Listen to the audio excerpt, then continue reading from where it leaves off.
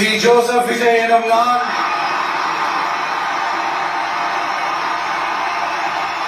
சட்டப்படி அமைக்கப்பெற்ற இந்திய அரசியல் அமைப்பின்பால்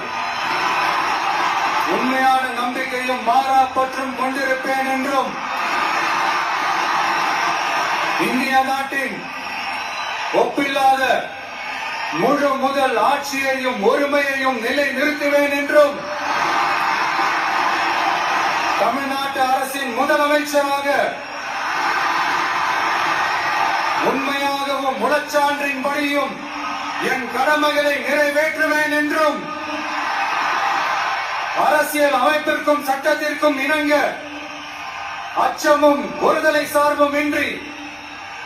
விருப்பு வெறுப்பை விலக்கி பலதரப்பட்ட மக்கள் அனைவருக்கும் நேர்மையானதை செய்வேன் என்றும் ஆண்டவன் மீது ஆணையிட்டு